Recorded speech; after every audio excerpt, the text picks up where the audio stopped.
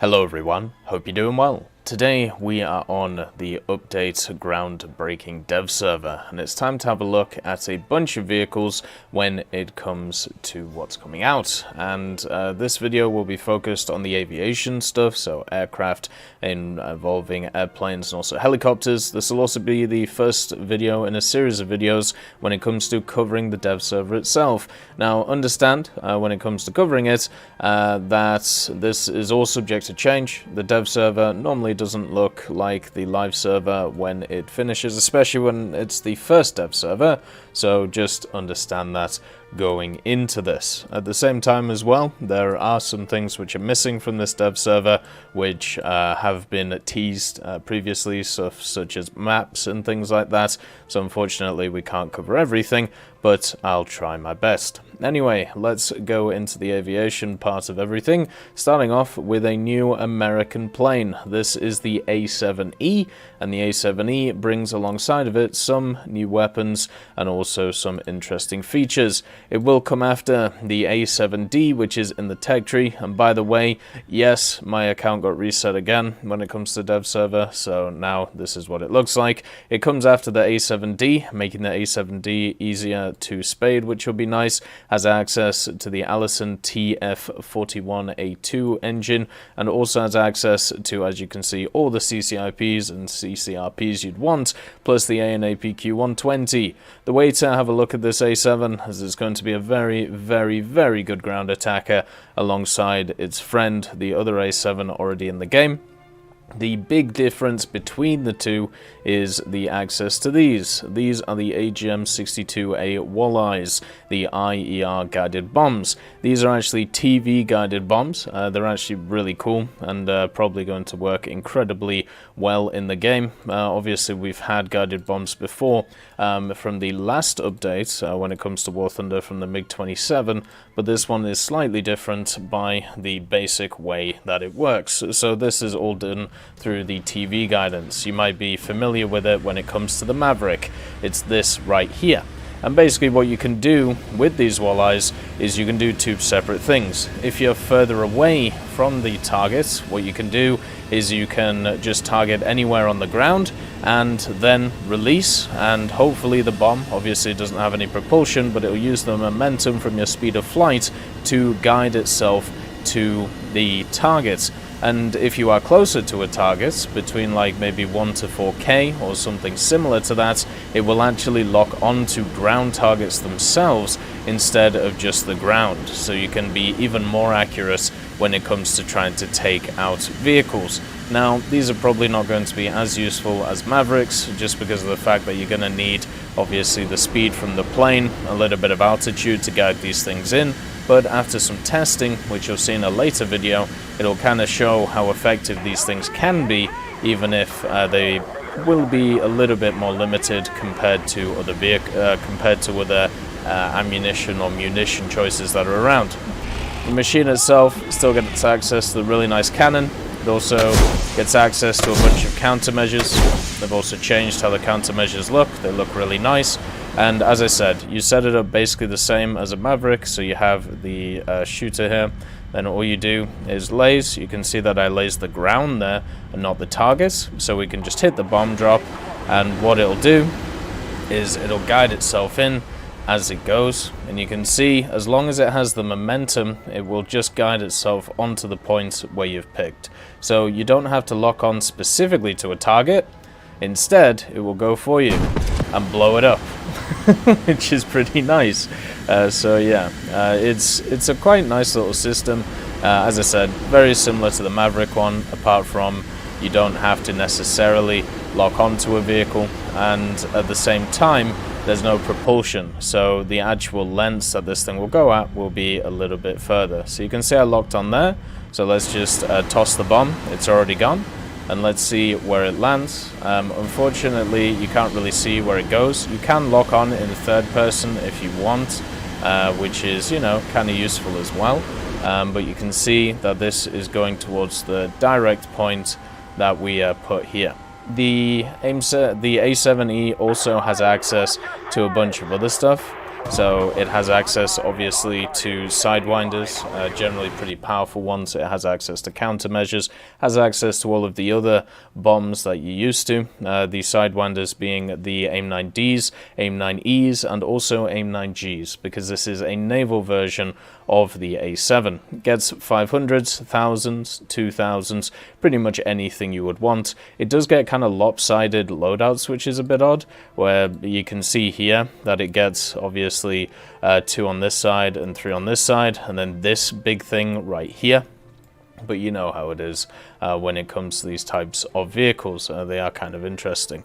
120 countermeasures, which is always nice. Moving on, we have a new vehicle for Germany. This is the Mig-21 Spsk. This is a new premium vehicle that is coming in at 9.7 for Germany, and it's following the route of a lot of other vehicles that we've seen when it comes to the game in general. Most recently, we had the J-35A, which was added, plus the JA-37. So with this new Rank 6 aircraft coming in as a premium for Germany, it'll be interesting to see what Rank 7 vehicle they bring alongside. In the files right now, there is a Mig-21 Spsk, which might have Germany's name on it. We're going to have a look. But the Mig-21 Spsk has access to the Tamansky R11 F2S 300 engine with 5300 kgf of afterburner thrust. It also has access to the 23mm GSH-23L cannon, which is right here, and it gets access to 200 rounds, which isn't too bad. The main issue with the Mig-21 that you see is not its flight performance, it's loadouts. Its loadouts aren't the best in the world. You've got access to either bringing some R3Rs, which of course are the semi-active radar homing missiles, or you can bring along the R3Ss, which I feel like are going to be more of the picks for most people. The R3Ss are not very good.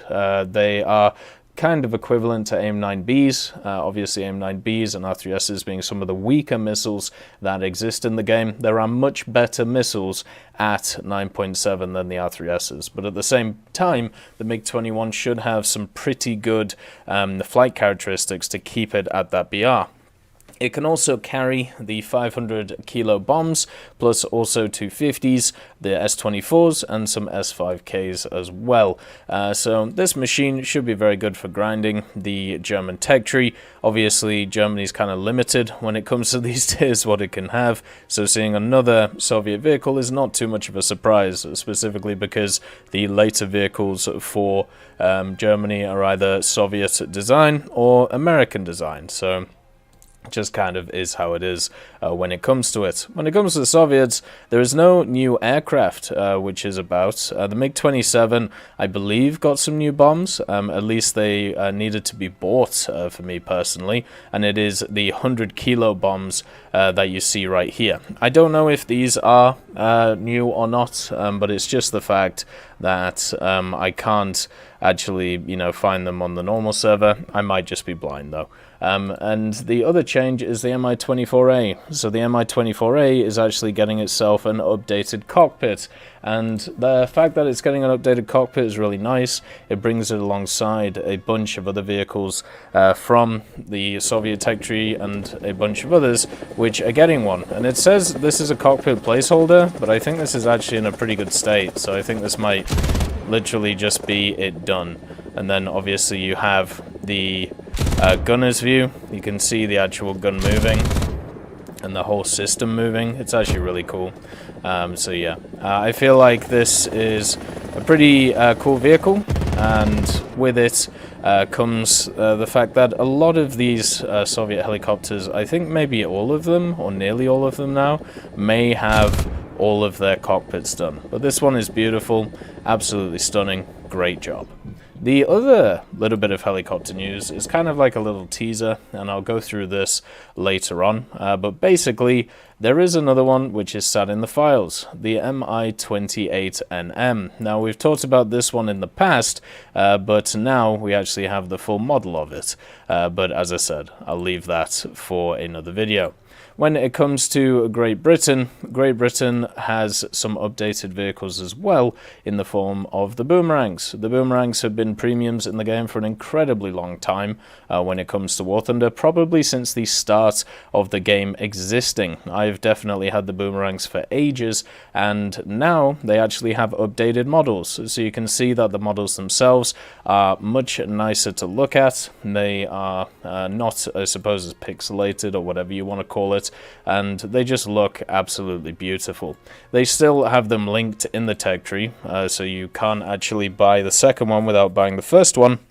But at the same time, you know, the model itself is fully updated. So I'm sure a lot of the Australian players would be very happy to see that. For me personally, the boomerang's in a little bit of a weird place when it comes to BR, but I'm always happy to see some additional stuff from places like Australia and also other countries. So I'm very happy to see this little bit of an upgrade. When it comes to other nations, the Chinese also get something new, but before we get to that, there is some new bomb options for some other countries. Just like how the Americans in the A7E get a guided bomb kind of system, or a TV guided bomb system, the F4EJ Kai, the Japanese Phantom, gets access to JDAMs. These are the GBU 38. These are the guided bombs that you may have known about or may be used to. You can see that they have the system actually on the bombs here. So you've got here over the head and then obviously on the back.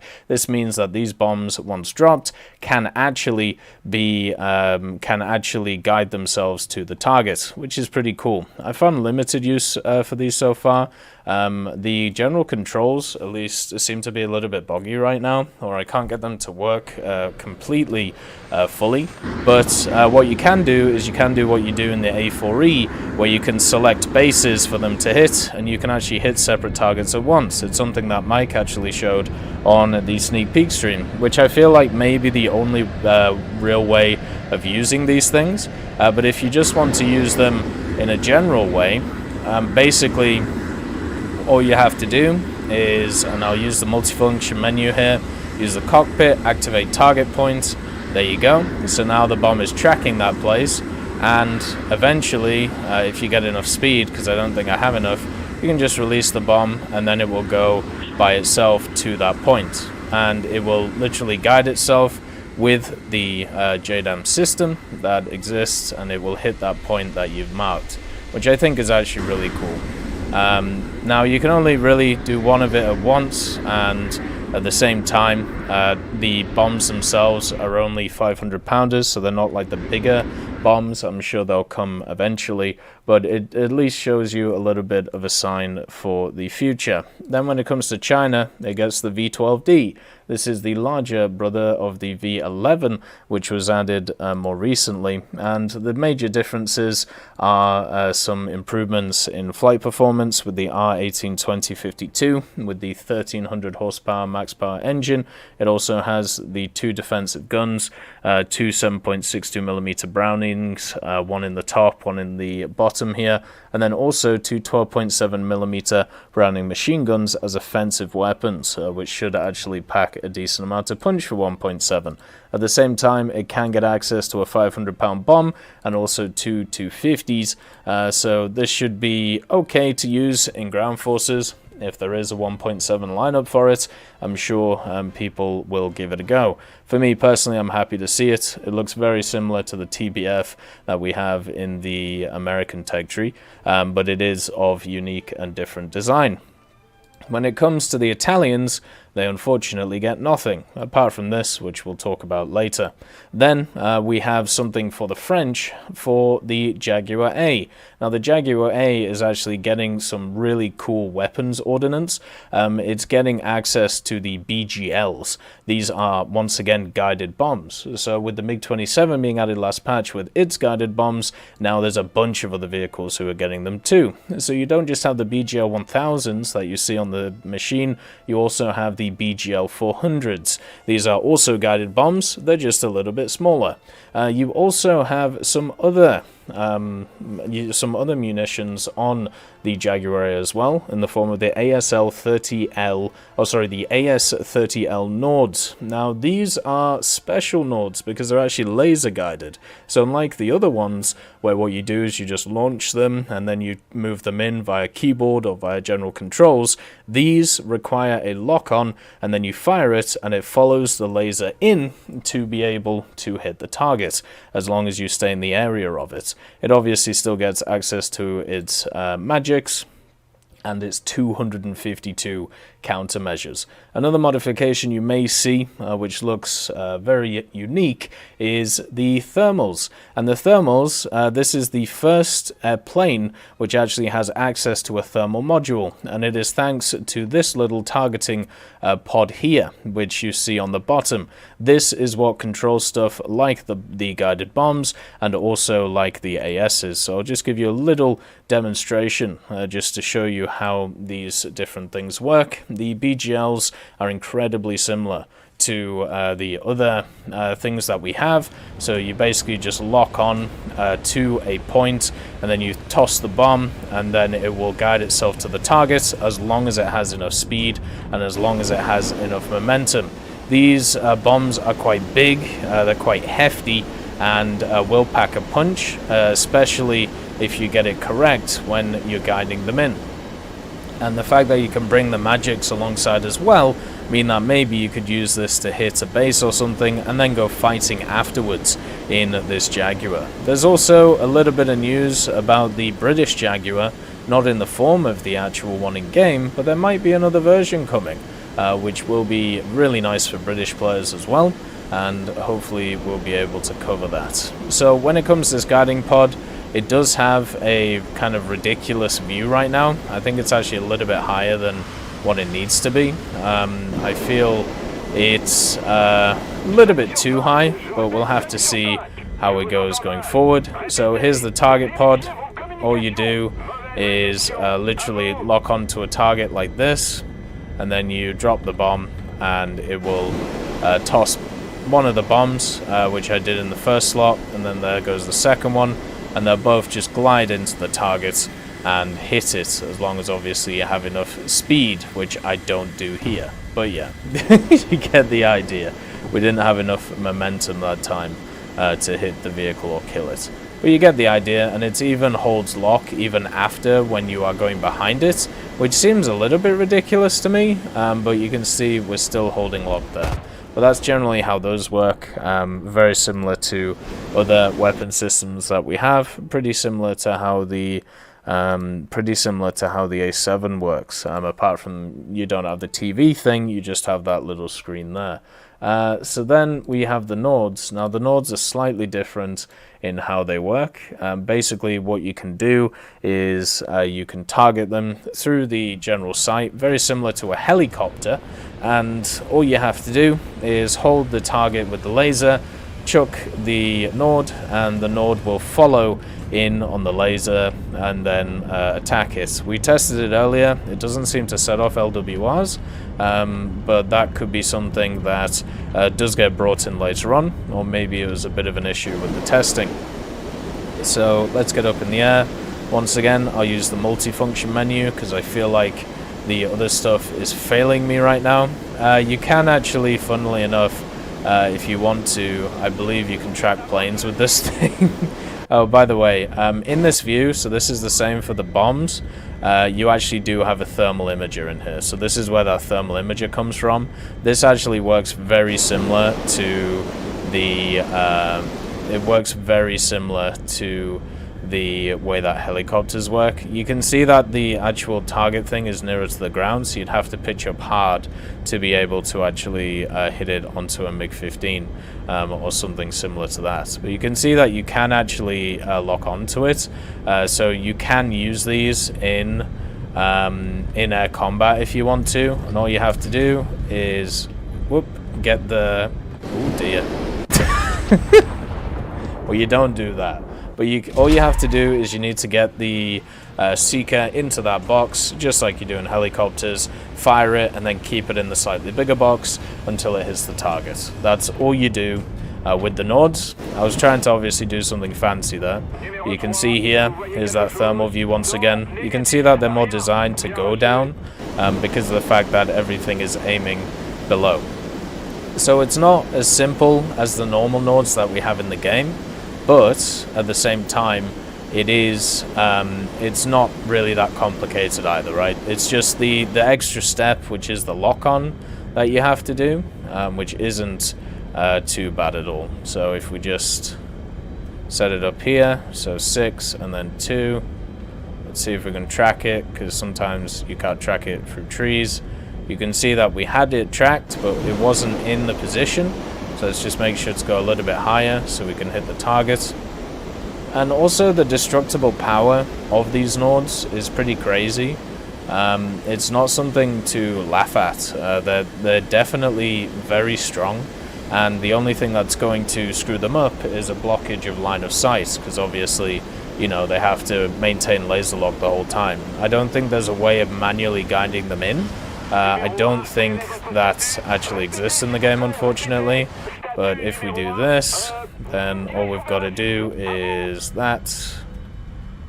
Activate the target point if you want to. Okay, we've somehow got access to that one. You can do it in third person, so I think I'm going to try and do that this time, because it just makes it a little bit easier. We'll get a little bit further. You can see it's a little bit more cumbersome than the standard way of using Nords, which is why I think a lot of these mechanics, even though they're really cool, I don't think they'll have a huge impact on the game, just because they require extra steps to complete, and those extra steps are a little bit harder to do.